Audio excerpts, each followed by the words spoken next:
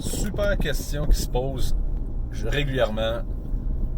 C'est quoi K-pop? D'où est-ce que ça vient? Pourquoi le nom? Blablabla, toute cette histoire-là. Je vais répondre par quelque chose de long un peu, puis je vais essayer de garder court, parce que ça débute vraiment avec mon histoire, puis comment j'ai découvert le CrossFit. On recule à peu près en 2008. Je travaille encore pour la Défense nationale, dans une shop. J'ai des amis là-bas qui commencent à faire du CrossFit. Moi, à ce moment-là, je suis une bébête de gym traditionnelle. Je m'entraîne au gym, je fais un peu de cardio, tout ce qu'il faut. Ça marche, puis je suis théoriquement le gars qui est flagué comme étant en forme. À date, ça va bien. Moi, je les regarde un peu avec du dédain en me disant « Ma gang de clowns avec vos affaires de CrossFit. Ça ira pas nulle part, cette affaire-là, ça va mourir, il se passera rien. » Anyway, flashback, 2008, déployé en Afghanistan, je m'en vais faire un 6 mois plus à l'aéroport de Kandahar. Pas beaucoup de temps disponible pour m'entraîner. Je me dis, ouais, je suis avec un autre de mes chums, puis on se dit, hey, on essaie tout ça pendant 6 semaines, cette histoire-là de CrossFit, puis on va voir comment ça se passe. Comme de fait, on s'entend toutes les deux. Premier workout, on s'en va sur le site archaïque de l'époque, crossfit.com, workout of the day, 400 mètres lunge.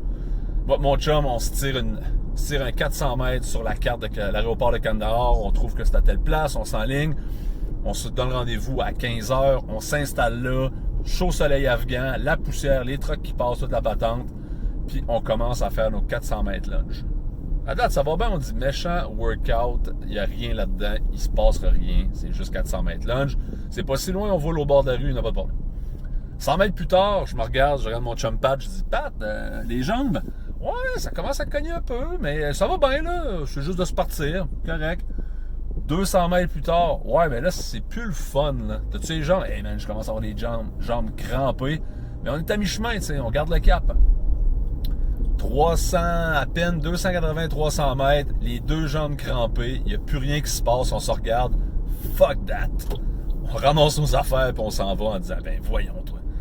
Là, un peu débiné tout ça, on fait, ouais, on va réessayer ça, on s'est dit 6 semaines. Le lendemain, rouvre crossfit.com encore, Michael, GHD Setup, Back Extension, course. Nous autres, à cette époque-là, on connaissait pas le principe du scaling, donc on s'est dit, voyons, on fait quelques GHD Setup, quelques back extension, ouais, rien là, 30-40, un peu de course, pas de stress.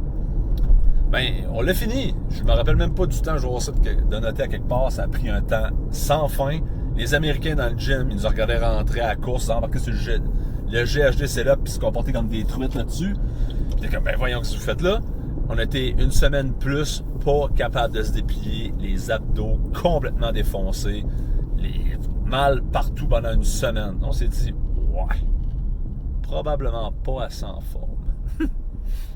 Finalement, flashback, 7 mois plus tard, on fait du CrossFit jour après jour après jour, en train de réaliser que j'étais zéro pas en forme, que fallait scaler, parce que sinon ça marchait pas.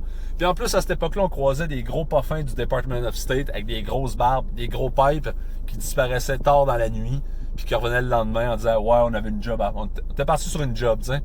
C'est comprendre qu'ils sont allés, qui allaient raider des compounds à gauche puis à droite. Mais ces gars-là, ils commençaient à nous donner quand même le feeling de la communauté. C'était des machines d'entraînement pour nous autres à l'époque.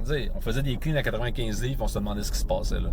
Eux autres, ça cleanait du 135, ça faisait Grace RX, ça faisait des muscle-up, on était comme wow. Mais ces gars-là partageaient déjà avec nous autres. Ils nous jasaient, puis tu fais le bois de la journée, ouais, comment ça a été, hey, c'était rough. Puis tu sais, il n'y avait pas de sentiment comme de supériorité ou de machin. Les gars partageaient parce qu'on faisait toute la même job. On faisait le même workout en finale, puis c'est ça qui nous unissait. Moi, ça a complètement révolutionné ma manière de m'entraîner, ma manière de concevoir l'entraînement, puis j'ai dit, wow, là, je suis sur quelque chose. C'est complètement fou. 2008, je suis de retour, je prends mon incorporation, j'achète mon affiliation CrossFit K-pop.com. K-pop, en passant, guys, ça veut dire capacité opérationnelle. C'est un terme militaire qui est désigné pour une unité, un groupe de personnes qui est prêt à être déployé outre-mer et de faire toutes les tâches qui vont y être demandées après une série d'entraînements, de pratiques, de cours puis de machin. Une unité qui est désignée K-pop, c'est qu'elle peut tout faire. Donc, c'est un peu ça que je me suis inspiré en disant avec le terme K-pop, je veux rendre les gens prêts et aptes à faire tout ce que la vie va leur donner, puis qu'ils vont être capables de le faire avec vraiment une bonne capacité, puis avec brio, pour être capable de faire face à tous les défis qui vont rentrer, puis ils vont rencontrer en bout de ligne. Donc ça reste super simple, K-pop, ça reste ça. À partir de là, 2008, on a commencé à faire du CrossFit, bien tranquille, dans notre petite shop, tout petit, avec quelques barbells, avec des tiges de PVC, quelques mètres balles. On commençait là, tu sais, 2009, il n'y a personne qui connaissait le CrossFit vraiment. On rencontrait vraiment des gens qui étaient dans l'entraînement, des pompiers, des policiers, des ex-militaires, des militaires qui étaient déjà familiers avec ça. Puis ces gars-là, ben, ils s'entraînaient, puis tout le monde était fit. Déjà, il y avait une base. Oui, on bougeait comme de la merde, c'était horrible. Je m'aurais probablement sacré dehors à l'époque comme entraîneur, tellement que je regarde. Mais en même temps, on était habités, tous les coachs, par le désir de ne pas blesser personne, puis de se remettre en question dans ce qu'on faisait, puis d'être curieux. Puis ça, au fil des années, ben, on s'est loué un petit local. Le petit local, à un moment donné, on l'a expansionné à 2000 pieds carrés. Après ça, on s'est rendu compte qu'on était un peu serré quelques années plus tard. Ben, on a agrandi encore, rajouté un 600 pieds carrés. Mais pas assez. On a rajouté un autre 600 pieds carrés. Puis à un moment donné, on a fait, OK, là, on va prendre tout ce qu'on peut avoir comme surface. Puis là, on a défoncé complètement la grandeur dans la surface que si vous allez chez K-pop présentement, vous allez pouvoir voir. Parce que c'est le modèle original. On a toujours été à la même place en passant. Toujours dans cette espèce de sous-sol avec un petit 12 pieds de plafond. Mais avec différentes manières de faire les choses, du moins une espèce de curiosité pour le mouvement, puis vous assurer que vous bougez bien sans vous tuer. Est-ce qu'on veut faire de la performance à tous les niveaux, puis performance à garocher des poids, la grosse compétition? Moi, je pense pas.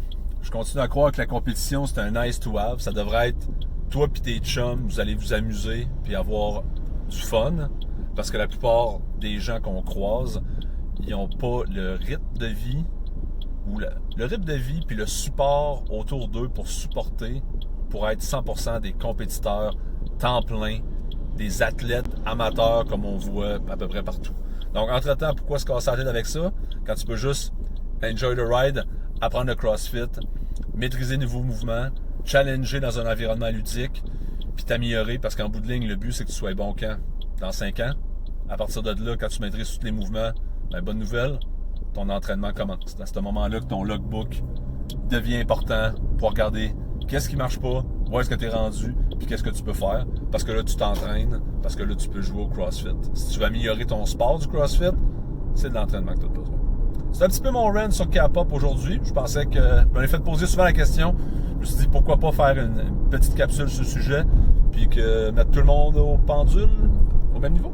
Salut, bonne journée.